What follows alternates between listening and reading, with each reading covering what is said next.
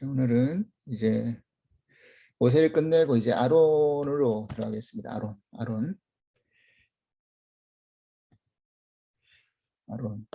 자, 오늘 성경 말씀은 출애굽기 7장 1절에서 7절 말씀 같이 한번 살펴보겠습니다. 읽어보겠습니다. 출애굽기 7장 1절로 7절. 우리 서로 한 절씩 같이 교독할까요? 제가 한 절 읽고 여러분들이 한 절 읽고 한 절씩 교독하겠습니다. 여호와께서 모세에게 이르시되 볼지어다 내가 너를 바로에게 신같이 되게 하였은즉 내 형 아론은 내 대언자가 되리니 내가 내게 명령한 바를 너는 내 형 아론에게 말하고 그는 바로에게 말하여 그에게 이스라엘 자손을 그 땅에서 내보내게 할지니라.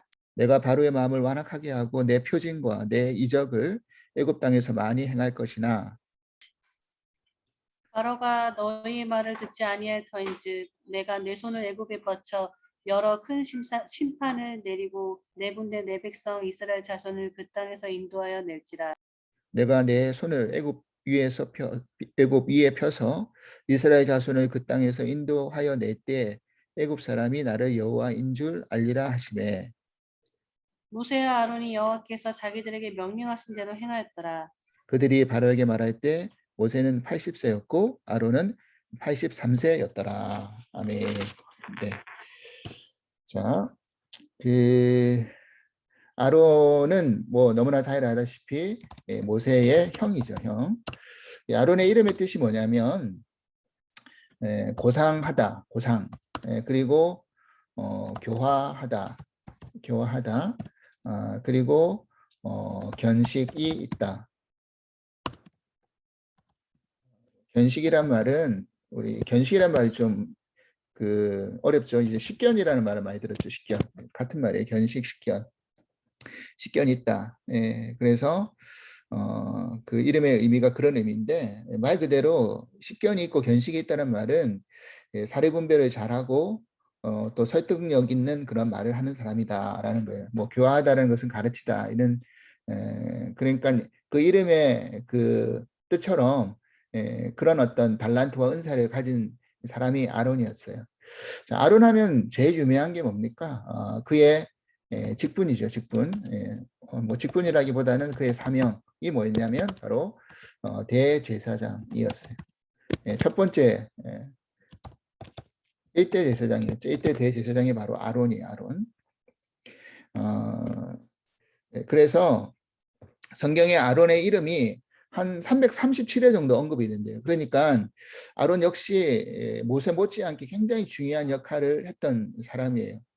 하나님이 아론에게 어떤 역할을 맡기셨는지를 우리가 이제 좀 지금 계속 이제 앞으로 살펴볼 건데 아론 이름이 그 정도로 언급이 됐다는 의미는 구약에 있어서 모세와 거의 그런 어떤 오른팔 격으로 굉장히 중요한 역할을 감당했던 사람이 출애굽의 역사 속에서도 하나님의 어떤 그 가나안에 들어가기 과정 가운데 굉장히 중요한 역할을 감당했던 사람이 아론이에요.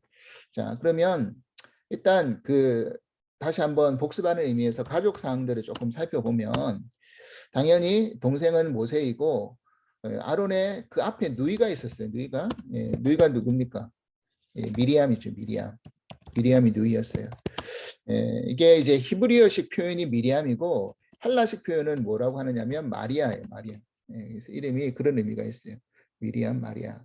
근데 이제 이 출애굽에 있어서 큰 역할을 미리암도 해요. 미리암은 이제 여선지자의 역할을 감당하죠. 그래가지고 여인들을 이제 통솔하고 리더하는 그 역할을 책임졌던 사람이 또 미리암이었어요. 나중에 또 미리암 이야기를 하겠지만, 그래서 가족들이 다 어떤 아론은 어느 지파 소속입니까? 레위 지파 소속이죠. 레위 지파고 모세도 물론 레위 지파니까. 그래서 여기서 출애굽함에 있어서 역할 분담을 잘하면서 민족을 이끄는 모세는 민족의 지도자로서 아론은 하나님의 말씀 또 하나님께 제사 드리는 그런 역할로서 제사장으로서 그리고 미리암은 그 여인들을 같이 이렇게 통솔해주고 보필해주는 그런 여선지자로서의 역할을 함으로써 이제 출애굽의 그런 귀한 역할 분담을 합니다. 자, 출애굽기 가족 사항을 좀 더 자세히 알기 위해서 6장 20절부터 한번 볼까요? 출애굽기 6장 우리가 앞선 말씀에 20장 보면 이랬어요. 아므람은 그들의 아버지 누이 요게벳을 아내로 맞이하였고 그는 아론과 모세를 낳았으며 아므람의 나이는 137세였다. 자, 그래서 이제 이 모세와 아론의 어머니 아버지 이름이 등장하죠. 바로 아므람과 어머니 이름은 요게벳. 요게벳. 아버지 어머니가 아므람 요게벳이었고요. 그리고 세 명의 가족 자녀가 있었죠. 바로 미리암 그리고 아론 그 다음에 모세. 자, 우리가 아까 본문에서 읽었듯이 모세하고 아론의 나이 차이가 몇 살이냐면 3살 차이가 났죠. 그죠? 3살. 3살 차이가 났는데 나중에 아론이 몇 세에 하나님의 사명을 다 마치냐면 우리가 그 민수기 말씀을 읽어서 알겠지만 123세에 이제 마지막 사명을 완수해요. 그 다음에 모세는 그러면 몇 세에 사명을 완수하냐? 120세에 120세에 사명을 완수해요. 이 의미는 무슨 말이냐면 같은 해에 죽었다는 이야기 같은 해에. 그러니까 아론이 죽은 다음에 모세가 마지막 이제 그 이스라엘 백성들을 추스리고 이제 그 가나안 땅에 들어가는 그 마지막 마무리 사회 그 같은 해에 마무리 지은 다음에 이제 모세도 하나님 마지막 부르심을 받아요. 그래서 아론과 모세가 같은 해에 사명을 다한다라는 것을 3살 차이 나이가 3살 차이기 때문에 하나님이 부른 날을 이렇게 거꾸로 추적해 보니까 이제 같은 해에 하나님이 아론과 모세를 부르셨구나라는 것을 알 수가 있어요. 그리고 처음 바로에 나갔던 나이가 당연히 모세는 80이었고 이제 아론은 83세에 바로 앞에 섰다 이렇게 성경이 기록하고 있죠. 자, 그러면 우리가 아론의 자녀들이 있어요. 아론의 자녀들.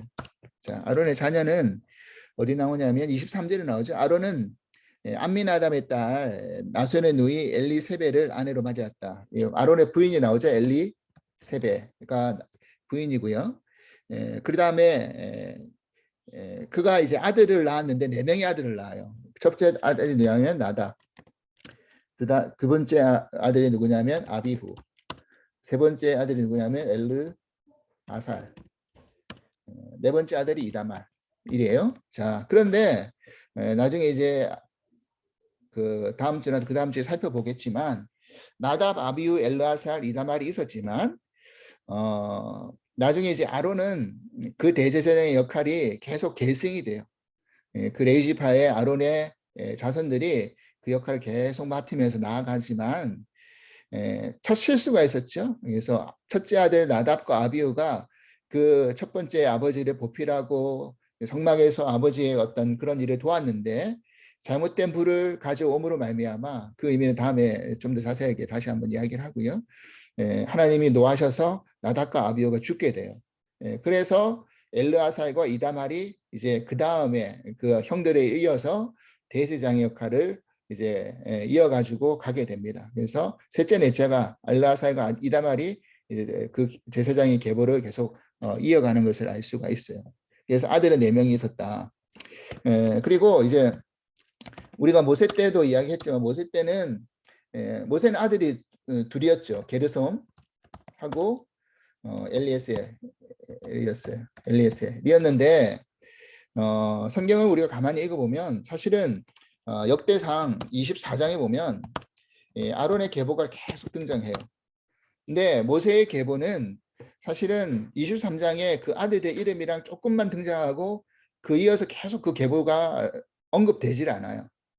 그러니까 모세의 계보는 언급되지 않고 아론의 계보가 계속 이때 4대 이렇게 계속 언급되는 이유가 뭐냐? 바로 대제사장의 역할을 감당하면서 계속 그 역할을 이어갔기 때문에 그 계보를 이제 알려주는 겁니다. 아론의 계보가 이러하다. 그러니까 그런 의미에서 보면 아론이 어떤 역할을 했는지를 이렇게 잘 알 수 있겠죠.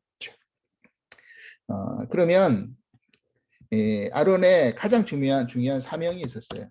뭐였느냐? 그게 오늘 이제 출애굽기 7장 1절에 등장하는데, 사실 그 모세하고 아론이 이제 강제적으로 헤어지죠. 헤어지고 그게 어릴 때 헤어지죠. 모세는 궁에서 자라고 아론은 그 어머니와 함께 이렇게 성장을 하는데, 아마 알았겠죠. 모세가 자기의 동생이라는 거를 나중에는 아마 알았을 것 같아요. 미리암도 이미 그거를 알았을 것이고, 그런데 이제 나중에 출애굽을 시키러 올 때 이제 출애굽기 4장에 보면 4장 27절에 보면 모세가 이제 그 왕자의 신분에서 이제 그 애굽의 병사를 몰래 죽임으로 말미암아 자기의 신분이 탄로났고, 그래서 바로를 피해서 도망을 하고 가죠. 그래서 다시 돌아올 때 하나님의 계명을 받아서 다시 돌아올 때 출애굽기 몇 장이냐면 4장 27절 말씀 봐요. 27절 보면 여호와께서 아론에게 이르시되 광야에 가서 모세를 맞으라 하시매 그가 가서 하나님 산에서 모세를 만나 그에게 입맞췄다. 그래서 하나님이 모세에게 사명을 부여하고 백성을 이끌으라고 했을 때 아론에게도 모세를 맞이해 줘라 그랬어요. 아론에게.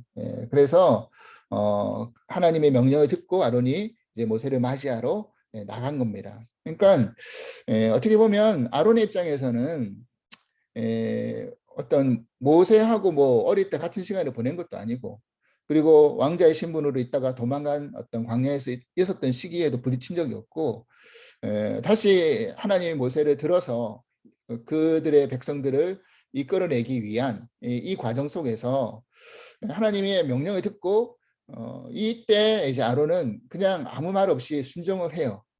저가 누군데 나한테 동생을 맞이하려고 하는 거야 라고 어떻게 주장할 수도 있었겠지만 그러지 않았다라는 거예요. 그건 이제 아론의 성품이 그런 성품이었다라는 것을 알 수가 있는데, 아론에게 있어서 제일 중요한 역할이 뭐였느냐? 그거였죠. 모세가 하나님의 사명을 이제 맡겼을 때 모세가 처음에 뭐라는 겁니까? 모세는 자신이 입이 뻣뻣하고 혀가 둔하여서 말을 잘 못합니다. 그렇게 이야기를 한 거예요. 변명을 그렇게 했죠. 그러니까 출애굽기 4장 10절에 보면 모세가 여호와께 아뢰되 오 주여 나는 본래 말을 잘하지 못하는 자이오니 주께서 주의 종에게 명령하신 후에도 역시 그러하니 나는 입이 뻣뻣하고 혀가 둔한 자입니다. 우리가 모세 때 이야기를 나눴죠. 그러니까 하나님이 뭐라고 하시냐면 여호와께서 그에게 이르시되 누가 사람의 입을 지었으며 누가 말 못하는 자가 말 못하는 자나 말 듣는 자나 눈 밝은 자나 맹인이 되게 하였느냐? 나 여호와가 아니냐? 이제 가라 내 입과 함께 있어야 할 말을 가르치리라. 하나님이 말해 주겠다. 내가 하나님이 내게 할 말을 해주겠다 이야기해요. 그래도 모세가 주여 보낼 만한 한 자를 보내십시오. 그래도 저는 못하겠습니다. 이렇게 빼니까 그때 하나님이 어떻게 했느냐면 14절 여호와께서 모세에게 향하여 노하여 이르시되 레위 사람 내 형 아론이 있지 아니하냐? 그가 말 잘하는 것을 내가 아노라. 그가 너를 만나러 나오나니 그가 너를 볼 때 그의 마음에 기쁨이 있을 것이다 그랬어요. 그러니까 하나님이 모세가 자기가 말을 못하겠습니다. 왜냐하면 이런 것 같아요. 트라우마라고 생각하면 될 것 같아요.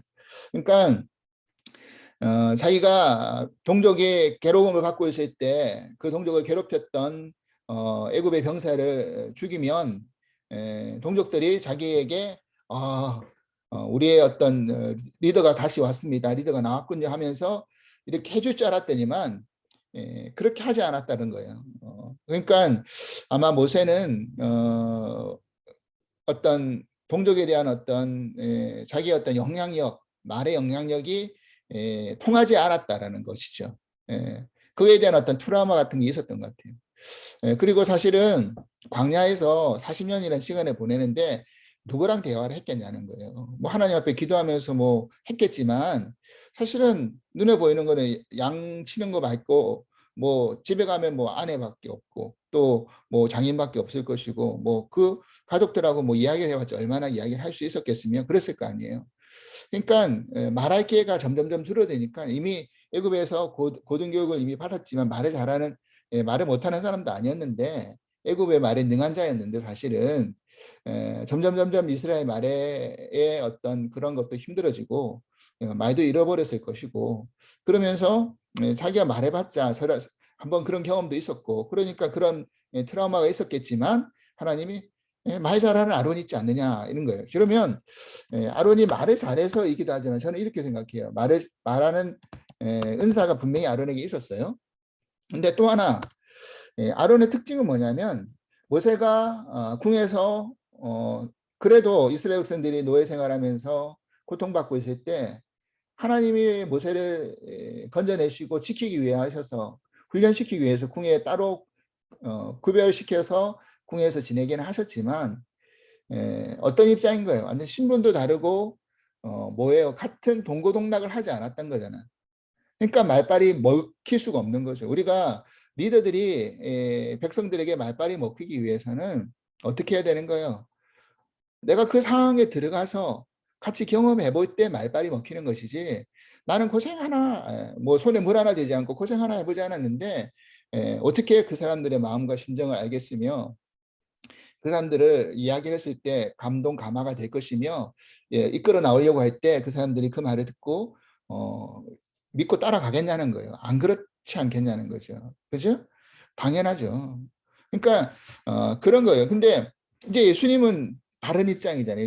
예수님은 말구육관에서 그 뭐예요? 밑바닥에부터 올라오셨잖아요. 사실은 진짜 메시아이면서 하나님의 아들로서 말 그대로 왕자의 신분으로 하나님이 태어나게 하실 수도 있을 거 아니에요. 그런데 구유의 말구유에 태어나게 하셔서 정말 그 목수의 아들로 공생의 전까지는 아버지를 도와가면서 밑에서 그렇게 살아날 때까지 하나님의 사명을 이어갈 때까지는 그렇게 은밀하게 하나님이 그렇게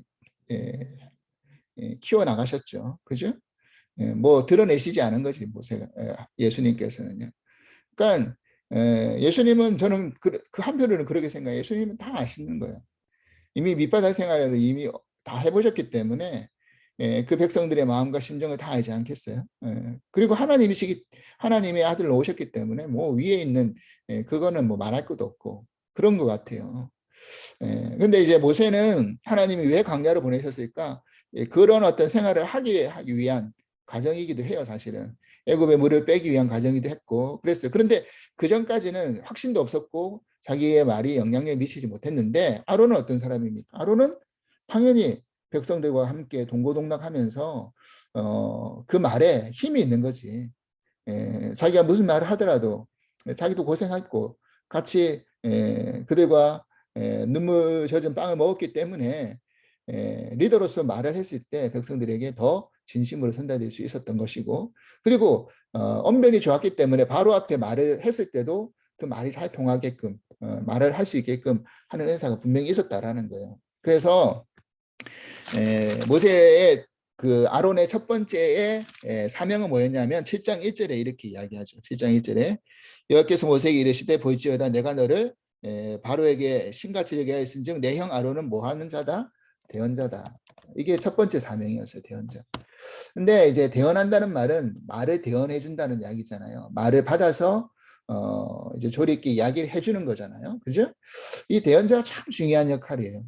그래서 그 대언자라는 역할이 결국 또 다른 의미에서는 이제 선지자의 역할이에요. 대제사장 이전의 선지자 역할이었어요. 선지자라는 것이 먼저 하나님의 말씀을 알고 알리는 사람이 선지자잖아요. 대언해 주는 사람이 선지자잖아요. 그래서 저도 목회자로서 하나님 말씀을 항상 전하기 앞서서 항상 기도하는 제일 첫 번째 기도 제목이 뭐냐면 하나님 제가 이 말씀을 가지고 강단에 서지만 이게 저의 말이 되지 않게 하시고 하나님 말씀이 되게 해 주십시오. 그리고 저는 하나님의 그냥 마이크, 스피커일 뿐입니다. 하나님이 저의 입술을 주장하셔서 하나님의 말씀이 잘 전달되어질 수 있는 그런 통로가 되게 해주십시오라고 늘 기도하면서 말씀을 시작을 해요. 그리고 그렇게 전하게 해달라고 늘 기도합니다. 그러니까 대언자 역할이 그런 거예요.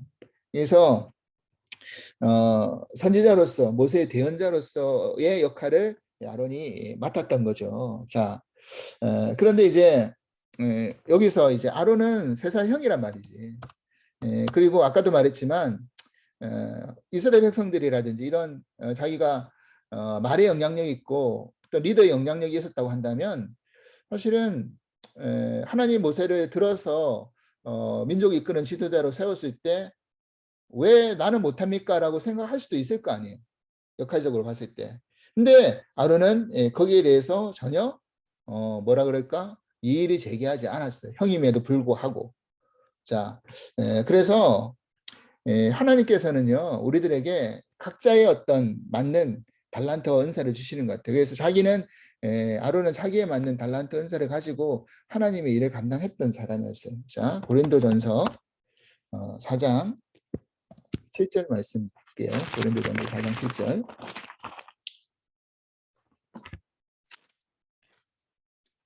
고린도전서 4장 7절에 보면 이런 말씀이 있어요. 누가 너를 남달리 구별하였느냐? 내게 있는 것 중에 받지 아니한 것이 무엇이냐? 내가 받았은즉 어찌하여 받지 아니한 것 같이 자랑하느냐? 이랬어요. 이 말이 뭡니까? 내가 가지고 있는 것은 다 누구 것이다? 하나님의 것이고 하나님께서 뭐 하신 것이다? 주신 것이다. 그죠? 하나님 주신 것이다. 이게 이제 달란트잖아요. 하나님이 주셔서 가지고 있는 은사와 달란트다라는 거예요. 하나님께서 우리가 하나님께서 주셔서 우리는 다 받은 거죠. 그러니까 내가 그 받은 것을 가지고 내가 잘하는 것을 가지고 내가 그 역할을 감당한다면 거기가 나의 어떤 그런 어떤 사명자로서의 역할인 거죠. 그러니까 그거 이상의 어떤 거를 내가 욕심내면 안 된다는 것을 아론을 통해서 알 수 있는 거예요. 자, 그래서 형으로서 내가 형이라서 내가 주도적인 역할을 가지고 내가 더 중요한 역할을 하고 싶은 욕심이 생길 수도 있는 그런 사람이라면 그렇게 생길 수도 있었겠지만 아론은 그렇게 하지 않았다는 거예요. 그래서 우리가 교회에서도 마찬가지고 우리가 이 땅에서 살아가면서도 마찬가지인데 각자가 가지고 있는 달란트를 가지고 각자의 사명과 역할에 충실하면 감사한 일이에요. 그걸 넘어서서 뭘 하려고 하는 것보다는 거기에 내가 충실히 잘 감당하면 하나님 주신 재능을 잘 살리면 좋지 않겠냐는 거예요. 자, 데살로니가전서 4장 1절 말씀 볼게요. 데살로니가전서 4장 1절.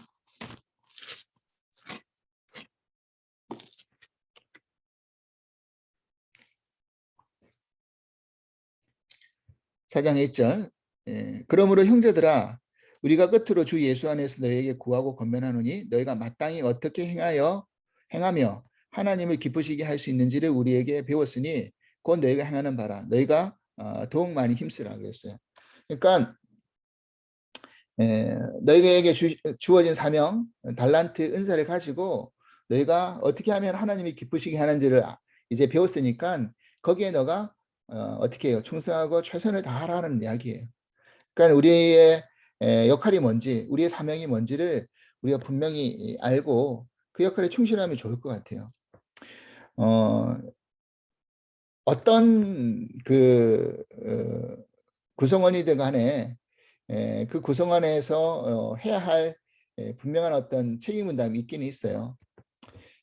뭐 그 스포츠 경기를 보면 혼자 잘한다고 해가지고 그 스포츠 팀이 이기는 건 아니잖아요. 뭐 배구를 보더라도 김연경 선수가 이번에 올림픽 때 얼마나 떴어요. 그 선수가 정말 잘하죠. 하지만 아무리 날고 긴다 할지라도 김연경 선수 혼자서는 그 모든 팀을 이길 수가 없는 거예요. 그 선수가 앞에서 공격수가 되었다가도 뒤에로 배구 경기를 여러분 보면 아시겠지만 로테이션 하잖아요. 4대1을 로테이션 하거든요. 그러면 앞에서 공격수를 할 때도 있지만 뒤에 수비를 할 때도 있단 말이야. 그러면 그런 역할을 분담을 서로 돌아가면서 해야지만 이기는 거지 혼자서 뭐 독불장군을 한다고 해서 이기는 게 아니란 말이죠. 그러니까 수비수는 수비수 역할, 공격수는 공격수 역할, 뭐 세트는 세트 역할, 뭐 야구를 보더라도 야구 뭐 투수가 한 7, 80%의 어떤 경기의 역할을 좌지우지한다고 그러지만 투수가 아무리 잘 던져도 경기를 이길 수가 없어요. 경기를 이기려면 뭘 해야 되는 겁니까? 타자가 점수를 내줘야지만이 이길 수 있어요.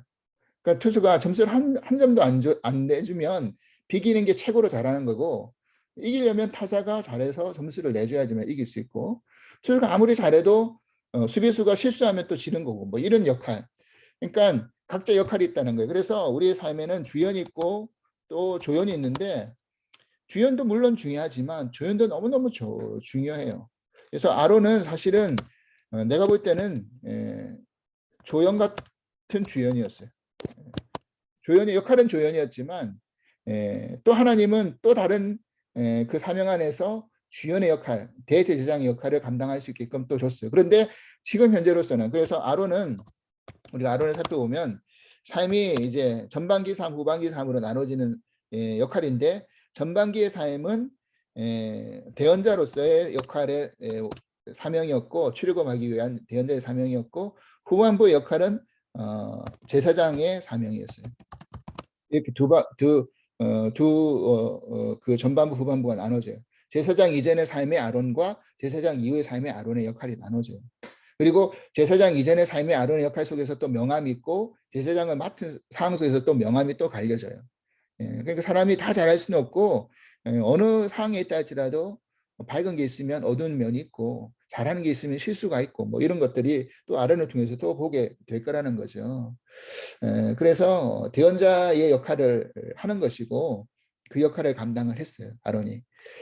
자, 그러니까 항상 우리는 그거를 좀 잘 알았으면 좋겠고, 그리고 대언자라는 것이 하나님이 결국 주신 건데, 자기의 어떤 은사도 있었겠지만, 마가복음 13장 11절 말씀 보면 이렇게 있어요.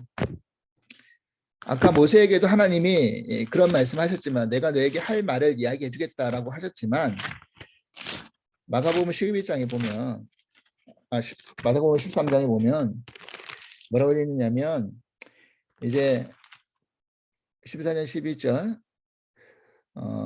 10절 보면, 또 복음이 먼저 만국에 전파되어야 할 것이라 라는 말씀을 들으니까 사람들이 너희 끌어다가 넘겨줄 때 무슨 말을 할까 미리 염려하지 말고 무엇이든지 그때 너희에게 주시는 그 말을 하라. 말하는 이는 너희가 아니요 성령이시다. 말하는 이는 성령이 하신다. 이 말을 하잖아요. 하나님 예수님도 제자들에게 너희가 뭘 말할까라고 할 때 그 말을 하게 하시는 일은 성령이니까 두려워하지 말고 담대히 할 말을 하라라고 하십니다. 그 말을 할 수 있게끔 그 입을 열어주시는 분이 성령님이니까 그렇게 역할을 해요. 그래서 담대하게 아론이 그 하나님의 사명을 붙들고 자신이 대언자로의 역할을 가지고 누구 앞에 선 겁니까? 모세와 함께 바로 앞에 서가지고 모세가 했던 말을 그대로 영향력 있게 바로에게 전하면서 그 역할을 감당했어요. 그리고 그 이야기를 이제 백성들에게도 또 전했겠죠. 그래서 내가 어느 역할에 있든지 간에 책임자의 역할인지 아니면 돕는 자의 역할인지 그때 최선을 다할 수 있어야 돼요. 자, 아론은 또 어떤 역할을 했냐면 그 출애굽했을 때 제일 첫 번째 전투가 아말렉과의 싸움이었잖아요. 아말렉과의 싸움이었는데 그때 어떤 일이 일어났습니까? 여호수아가 현장에서 나가서 싸움을 주도했고, 모세는 뭐 했냐면 그 싸움에서 이길 수 있는 중보의 기도를 했죠. 하나님 앞에 기도함으로 이제 전쟁에서 이길 수 있게끔 한 거예요. 사실은 그게 그 힘이 첫 번째고 그 힘이 제일 컸죠. 근데 전세가 좋을 때는 모세가 두 팔을 들고 열심히 기도할 때는 전세가 좋아가지고 거의 이길 것 같았어. 근데 힘이 들어서 모세가 팔을 내려서 기도의 힘이 약해질 때 전세가 또 역전이 되는 거죠. 그러니까 그 두 팔을 누가 받쳐줍니까? 옆에서 아론과 훌이 받쳐주죠. 두 팔이 내려지지 않고 모세가 전념해서 기도할 수 있게끔. 그러니까 두 팔을 든다는 것은 하나님을 경외하고 하나님 앞에 기도를 올려드린다는 어떤 상징적인 어떤 모습인데, 그 모습 안에서 힘을 받은 거지 모세가. 그런데 사람인지라 계속 두 팔을 들 수가 없으니까 힘이 들지만 옆에서 양옆에서 받쳐주니까 어떻게 된 겁니까? 기도를 완수를 끝까지 할 수 있었고 그 싸움에서 그 전투에서 이길 수 있게끔 된 거죠. 자, 이거라는 거예요. 그러니까 아무리 유능한 모세라 할지라도 혼자서는 안 돼. 반드시 뭐예요? 받쳐주는 사람이 필요하다는 거예요. 아론과 홀 같은 사람이 꼭 필요하다는 거예요. 교회도 마찬가지예요. 가정도 마찬가지예요. 예? 그래서 나 혼자 뭐 북치고 장구치고 팔방미인으로 이리 뛰고 저리 뛰고 하는 그거보다는 제일 좋은 거는 뭡니까? 각자 역할 분담을 가지고 사명 안에서 그렇게 할 수 있는 게 제일 좋은 거예요. 그래서 제일 건강하지 않은 교회는 건강하지 않는 교회는 어떤 교회입니까? 뭐 어쩔 수 없어서 그럴 수밖에 없는 교회는 뭐 작은 교회는 어쩔 수 없겠지만 교회가 어느 정도 이제 규모가 되고 교회가 커졌는데도 불구하고 뭡니까?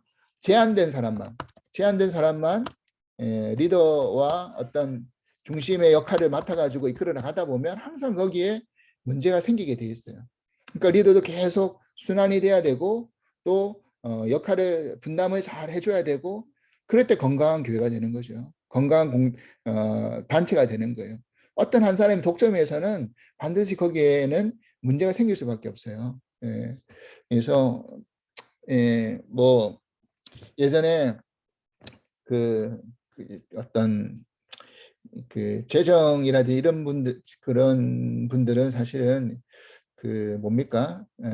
아무나 맡길 수가 없기 때문에 한 분이 독점을 하는 경우가 있어요. 제가 한국에 섬겼을 때 광림교회 큰 교회였는데 그 재정을 관할하는 권사님이 계셨어요.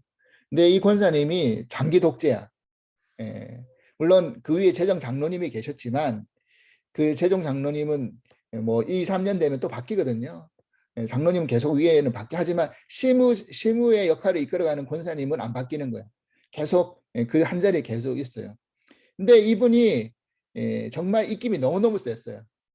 전부 다 목회자도 뭐 그 사람의 눈치를 안 보는 분은 담임 목사님 빼고는 다 그 사람의 눈치를 보는 거예요.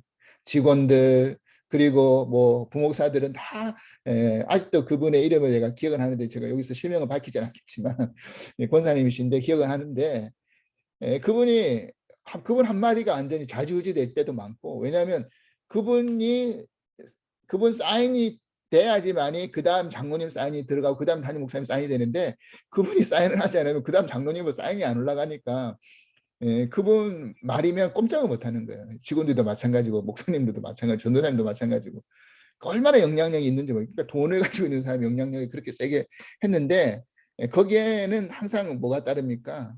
항상 뭐가 문제가 있어요. 물론 그 큰 교회에 아무나 그 어떤 재정을 계속 번갈아 가면서 맡길 수는 없겠지만 반드시 견제하는 뭐가 장치는 분명히 있어야 되는데 한 분만 독점하면서 그분이 정말 겸손하게 하나님 일을 하면서 그렇게 섬기면 참 좋은데 처음엔 그렇게 했겠죠. 근데 이게 돈이 권력이 된다고 힘이 된다고 나중에는 그게 어떻게 되냐면 마치 자기가 뭐 그걸 자기 돈이 하나님 사실은 것인데 내가 뭔가를 막 좌지우지하는 것처럼 이렇게 해가지고 그렇게 하니까 참 뭐 그렇게 보기는 안 좋더라고요. 교회들마다 막 그런 게 사실이 있어. 그래서 한 사람이 독점하고 한 사람이 모든 걸 책임지고 한 사람이 끝까지 이렇게 좌지우지 하다 보면 거기서 꼭 문제가 생기게 돼 있어요. 그래서 UMC 안에서는 자꾸 이렇게 리더를 바꾸는 이유도 그런 이유고 새롭게 돌리는 이유도 그거예요. 물론 뭐 우리 교회처럼 뭐 그렇게 할 수 있는 사람이 없기 때문에 한 사람이 뭐 계속 할 수밖에 없는 그런 구조는 어쩔 수 없는 구조지만 어느 정도 이제 구조가 되고 교인들이 모여가지고 뭔가 이제 역할을 감당하려고 할 때 각자의 맡은 역할 안에서 이렇게 하면 뭐 크고 작은 게 뭐가 중요한 거가 있어요. 자기가 맡은 역할이 중요하지.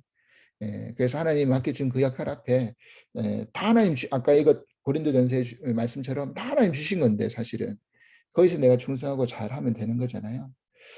그래서 그런 역할을 잘 감당했으면 좋겠어요. 그래서 오늘 우리가 기억할 것은 뭐냐면 나는 과연 하나님이 나에게 맡겨주신 사명이 뭔가, 달란트가 뭔가, 은사가 뭔가, 은사개발이라는 말이 있는데 내가 가지고 있는 달란트 은사가 뭔가를 좀 곰곰이 생각해 봤으면 좋겠어요. 그리고 그거를 아까 고린도전서에 뭐 내가 다 줬는데 안 준 것처럼 그렇게 자랑하지 마라.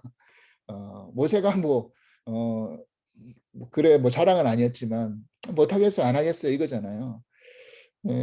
그러면 뭐 다른 사람도 더 그런 역할을 해줄 수 있는 다른 사람도 있는데 네가 네 힘으로 한다고 생각하지 말고 그러려면 네가 못하는 부분에 다른 사람이 채워줄 것이고 또 보조해주는 사람이 있을 것이고 받쳐주는 사람이 있을 것이니까 너에게 맡겨주신 하나님이 그 사명 앞에 네가 그냥 충성하면 된다. 그리고 그 역할에 충성할 하면 능력을 하나님이 주신다. 그리고 너가 부족한 부분은 다른 사람이 하나님이 세워주신다. 이 원리, 이 하나님이 공동체를 이끌어가는 원리, 이 원리 우리가 잘 기억하면서 그러면 나는 크건 작건 간에 나에게 주신 하나님의 달란트를 가지고 썩히지 말고 과연 나는 이걸 가지고 과연 어떤 일을 할 수 있을까를 고민하면서 우리가 그렇게 하나님 일 앞에 그렇게 성실하게 충성할 수 있다고 한다면 건강하지 않을까 어느 그거든 간에 건강하지 않을까라는 생각을 하게 돼요. 그러니까 이 역할을 우리가 잘 알을 때 뭐합니까? 뭐라고 그러죠 그거를 이제 오버하지 않게 되는 것이고 뭐라 그러나요? 그 역할의 어떤 그런 것들을 자기 게 아닌데 마치 자기 것인 양 생각하면서 도발하지 않는 거죠.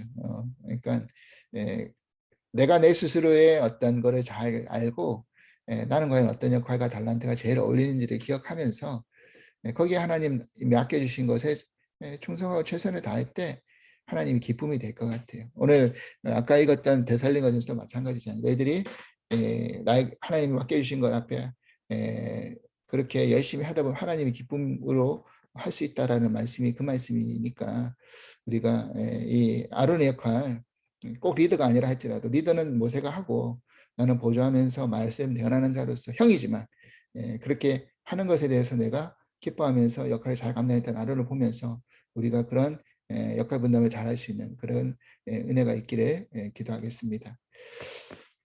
하나님 아버지 감사합니다.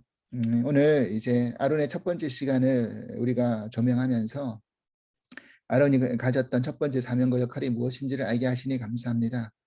아론은 모세의 대언자가 되었습니다. 그런데 궁극적으로 모세의 대언자일 뿐만 아니라 결국 모세는 모세가 스스로 말하는 것이 아니라 하나의 말씀을 전하는 자 아닙니까? 그런데 그것을 잘 전해야 함에도 불구하고 자신감이 없고 또 실수가 있을 것 같으니까 하나님이 또 옆에 아론을 세워서 그 말을 또 하나님이 모세에게 전달한 말을 모세가 모세에게 말한 것을 아론이 또한 전달해서 잘 대언할 수 있는 역할을 감당하지 않았습니까? 모세는 기도하고 또 아론은 그 옆에서 팔을 받쳐줌으로 또 그런 어떤 보조 역할, 받쳐주는 역할을 또한 또 잘 감당했습니다. 하나님, 우리도 우리에게 주어진 사명이 있고 은사가 있고 달란트가 있는 줄 압니다. 저는 아무것도 못해요. 할 수 없어요. 라고 생각하지 말게 하시고 하나님은 다 각자 누구에게나 작건 크건 간에 우리에게 주신 것이 있습니다.